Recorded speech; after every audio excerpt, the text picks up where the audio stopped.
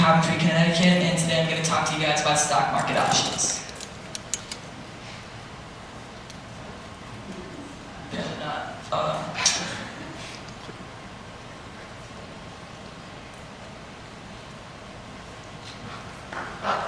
got you. Alright, I got it now. Good, alright. You guys know me now. Alright, so first of all, I'm not going to be telling you guys, like, oh, don't buy your Microsoft and invest in Apple or anything like that. I'm just going to be giving you some different strategies and options that you guys can use as investors. So first, let's start off with the basics. What is the stock market? Well, it's a place where publicly traded companies are going to be traded. So there's a few ways an investor can make money on the stock market. Short selling is a stock market strategy that you can use in a down market. So say Bob owns 100 shares in Microsoft, each worth $31. Bill says, hey Bob, can I borrow those shares and I'll give them back to you in, say, a month. So Bill sells the shares and now has $3,100. The shares go down in value to $25. Bill buys back the shares, gives them back to Bob, and pockets the extra $600. So it can be very lucrative in a down market, but it can be dangerous too, because if the price of the share goes up, then you're actually going to lose money. Which brings us to the short squeeze. So again, this isn't an option, it's just a way to make money, and then make someone else lose money. So say Bill instead borrowed a million shares of Microsoft, and sold it and got $31 million. Jimmy hears about this and he buys 500,000 shares, raising the value of the share from $31 to $35. So Bob issues a margin call. So first of all, a margin is collateral that Bob's going to give the lender, in this case, that Bill's going to give the lender, in this case, Bob. So in this situation, Bob's margin call forces Bill to either pay an increased margin or just cut his losses and give the shares back. So let's just say Bill decides to give the shares back. But why does Bob issue this margin call in the first place? When he sees the price of the Microsoft shares start to go up, he starts to get nervous. He thinks maybe Bill's not going to be able to give me back the shares, so he issues this. So Bill buys back the shares, and the shares go up in value now to $38. So Bill's going to lose more than $4 million when he gives the share back to Bob. And Jimmy's going to sell his shares and make more than $1.5 million. Short squeezing is going to work better on a larger scale. So say once the shares goes up, and Craig just borrowed shares from Harry, Harry's going to issue a margin call to Craig, and the shares go up even further. Ryan or Frank issues one to Ryan, and it just produces a domino effect, raising the price even more and resulting in a larger profit for Jimmy. Puts and calls are the two opposite yet very similar stock options I'm going to talk about. So say I own 100 shares of Coca-Cola, each worth $69.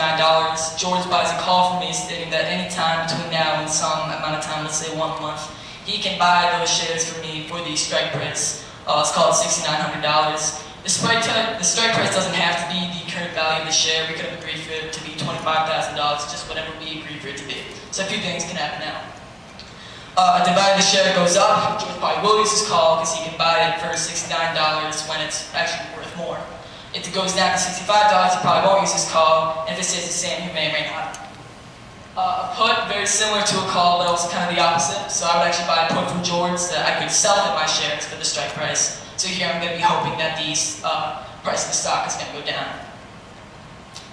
Future doesn't actually have much to do with the stock market in its essence, but it can be helpful in understanding what it is because it's very similar to an option. So say I manufacture oil and I make a future with Delta Airlines. That means that they will buy my oil for a certain price in a certain amount of time. Or also I could be a farmer that harvests corn. I can make a future with some local people saying that they will buy my corn. So to price options effectively, you can use the Black-Scholes formula. You need to know a few things. The time until the option expires, the current value of the stock, the strike price, and the past volatility of the asset, which is the variation price that the asset has undergone. So it's a great formula. We have to assume a few things. One is a risk-free interest rate. So a risk-free investment is going to be like investing in a bank because there's no risk, you're not going to lose all your money. So depending on what the prevailing risk-free interest rate is, that can affect how risky someone is going to be when investing in the stock market. So they take that all in the formula. You also have to assume that the asset in the future will move with the volatility of the past, which of course won't always be the case. No transaction costs and no dividends, because if a company gives dividends, then of course the price of the share is going to go down.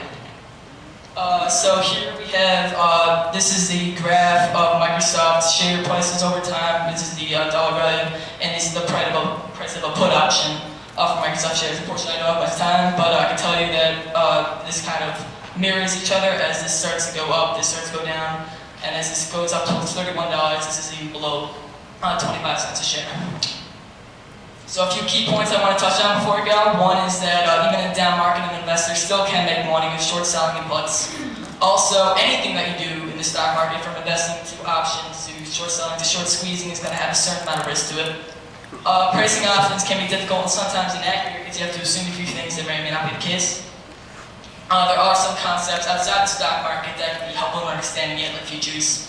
And I can't stress this enough, options are rights and not obligations once you buy them. So that means that once I buy a call, even in an undesirable market, all I necessarily have to lose is the price I paid for that call. So thank you very much for listening to me. Are there any questions?